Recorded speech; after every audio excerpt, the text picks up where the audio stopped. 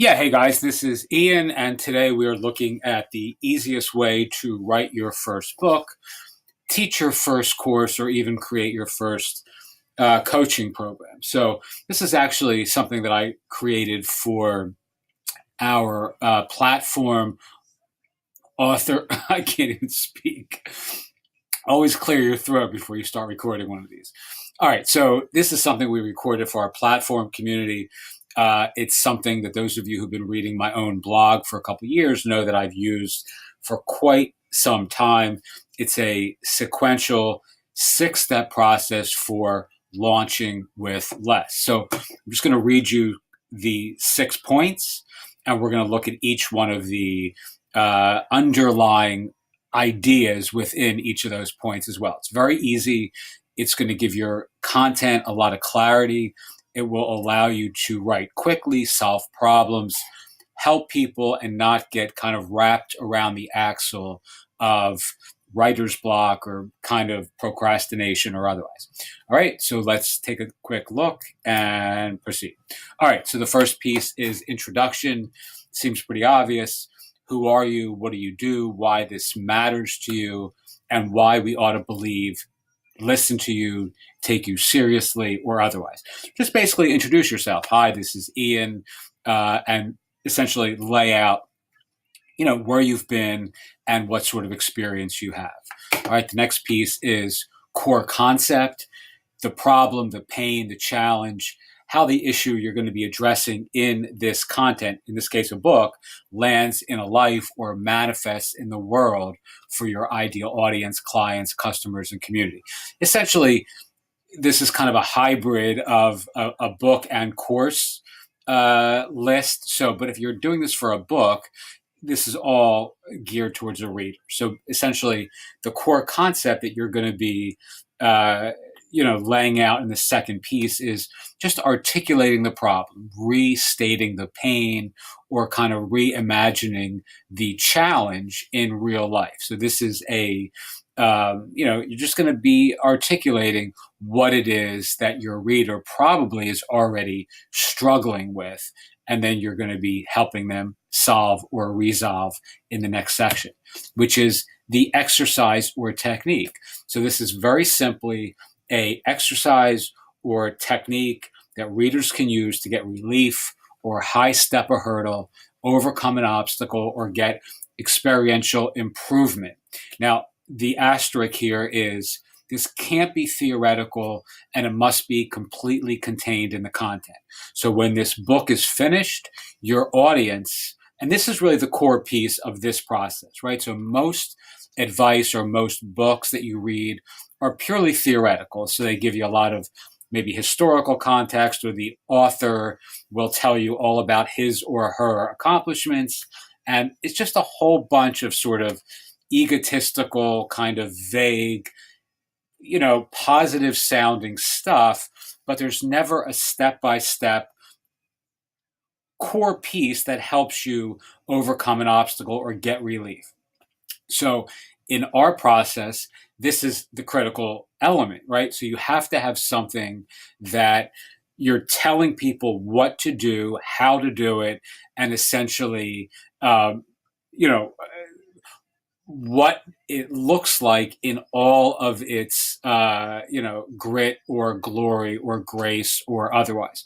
So I'll give you a quick example. I'll give you 2 quick examples. I sort of stumbled on this in my own life years ago. I went to a long meditation workshop, right? So it was like 4 days, and these people all got up one after the other. This is when I knew nothing about meditation or mindfulness, and all of these experts got up on the stage, and they gave these really bloviating, long-winded speeches about mindfulness, meditation, how it would change your life.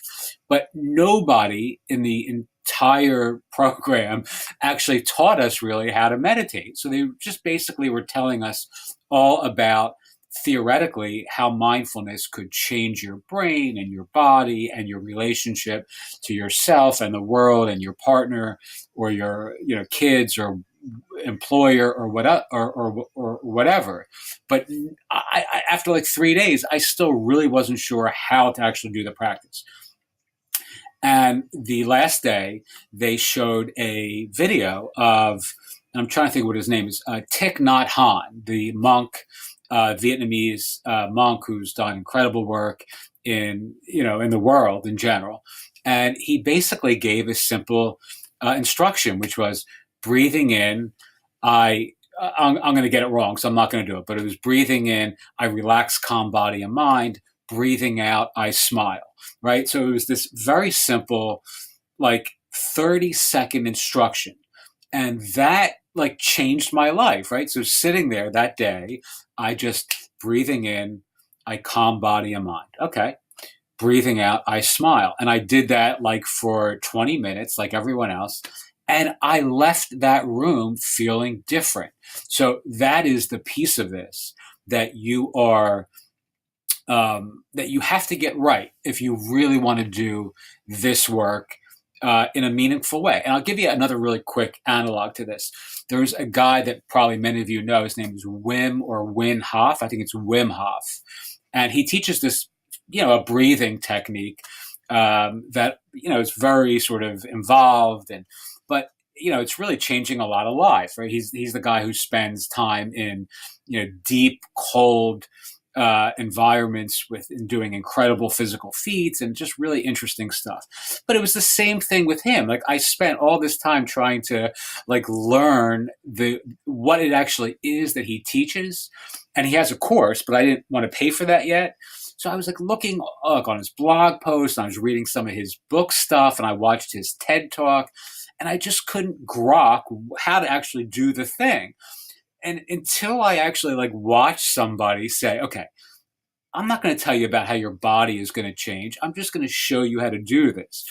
And those like 3 or 5 minutes gave me a technique that I could, or an exercise that I could really use every day that has led me more deeply and more enthusiastically into his world and what he's about and, what he teaches, and has gotten me interested in going to, one of his retreats, even though obviously I can't even figure out whether his name is Win or Wim. It is Wim, by the way. All right. So here is the next piece of this: challenges and Q&A. So this is number 4. Answer questions that commonly come up when trying and applying your exercise or technique. Articulate common challenges that people face and what to do specifically when they arise. All right. So this is key, and it's almost an adjunct to the exercise or technique piece above. When this happens, and it will, do that. When that comes up, and it does, do this. All right. So this is just a great way of demonstrating an intimate understanding of your material and really, establishing empathy. And that's really important. Like people want to know you've been where they are and the perilous pitfalls along this path. All right. So basically you're saying, I've been there. This is what you're going to struggle with. This is what you're going to ask. And these are the things you need to know for each. All right. That's challenges and Q&A. 5, homework. All right. So homework is something that many writers or many authors or many coaches or consultants or teachers sort of avoid, right? But it's important. It's actually, I would argue, imperative. So it's the way you give your readers the results they want, need, and actually paid for, whether it's a $2.99 book or whether it's a $2,999 coaching course, community, whatever, right? So if you don't actually force people to do the work, they're going to be disappointed because they're not going to get really good results. So you want to bake and build homework into everything that you teach and preach, and your readers' results will reflect this, right? I mean, if you force people or you encourage people or you actually bake in some level of execution requirement, however you do that, you can do that by dint of your guarantee. If you don't actually apply this, you can't get your money back. I don't like doing that because I think that adds a layer of sneakiness, or it sounds sneaky even if your intentions are good. But baking something in, a homework assignment, is really critical. And I'll give you a really quick analog in my own life as well. So in my directory marketing course, right? So I have this directory marketing authority site, marketing course. So many of you aren't going to be interested in that, but these are people who are looking to build web directories, business directories, Yelp-like communities where they live or in their niche.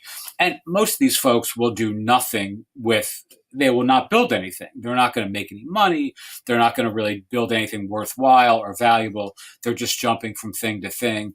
And one of the things that I notice is when I don't ask anything of people, when I don't say, hey, and it's free, I give the course away.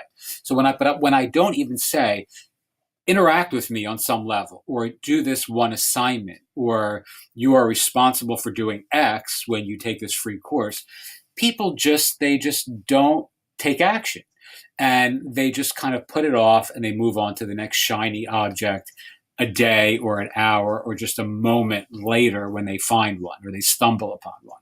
So actually making people take responsibility, take ownership, and doing homework is critical. I regret not doing more of that myself, and I think it leads to lesser results in my audience, especially in the free community or the free content that I put out, because people don't really care enough if you don't force them to care to actually take action. All right, big ask and small ask. I call these are micro commitments and mini tasks, which is the small ask. The big ask is the off the mat and into the world component of all of this. So here's what that means to me, right? So if you I'm really into the whole mindfulness kind of thing, as you probably realize by all my examples. Also, we're building mindfulmarketplace.com, and I'm writing books and sort of creating a community and all of this. And this is where my examples tend to skew. But off the mat and into the world, I call this, because if you're in a yoga class, or you're taking a mindfulness class, or you're meditating, for an example, you can feel really, really good for the 20 minutes you're doing a meditation or the 60 minutes you're doing a hot yoga class. But if you're not taking that out into the world, it matters not. It's just giving you a 60-minute sort of, endorphin boost, or it's making you feel better about yourself for 20 minutes if you're meditating. The real transformation comes when you take those practices out into the world, right? So if you're actually mindful when you're walking through Manhattan and you see strangers who are scowling, and you can feel compassion or feel love or feel connection to everybody. That's where the rubber meets the road. That's where you bring the practice out into the world. So the micro commitment, the small ask, is asking somebody to spend 10 minutes a day practicing your technique. The big ask, or the macro commitment, is saying, take this out into the world with you. Right. So it's the same thing with yoga. I mean, you can stretch and do yoga and feel really good about your poses and your physicality for 60 minutes in the morning. But as soon as you get into the car, you're already giving your neighbor or your lane neighbor the finger, or cutting people off, or feeling rushed or harried or whatever it is. You're not getting a real benefit. So that has to be part of the instruction. Taking that feeling of that last 55 to 60-minute endorphin boost feeling, when you're just feeling great about yourself and great about your body and great about the world, taking that sense of connection out into real life. That's the big ask. The micro commitment is doing the practice. The macro commitment is actually using that small ask to change your life, and then in some related way changing the world. All right. So that is the launch it with less process. The key element is teach, don't write, whether it's a book, whether it's a course, whether it's any content that you're creating. Stop thinking of yourself as a teacher. You're not Hemingway. I'm not Hemingway. And disabusing ourselves of that idea is super duper important. Anyone can teach what you love, right? You don't have to be writing War and Peace to accomplish that. You don't need the perfect prose to be persuasive and powerful and purposeful and really change people's lives for the better. All right. Introduction, core concept, one exercise or technique, specific, simple, and it has to be actionable and contained in the content.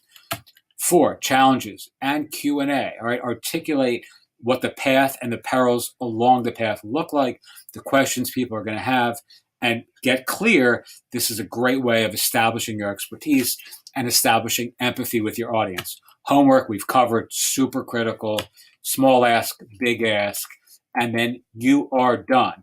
Think small, think series, think small, but scale. Make these small and self-contained mini books, mini courses. Don't data dump everything you know into everything you teach or everything you write.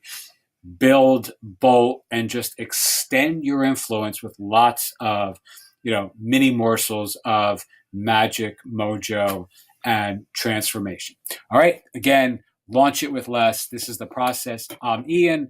And if you'd like to work together, you know how to get in touch. Thanks so much. Have a great day.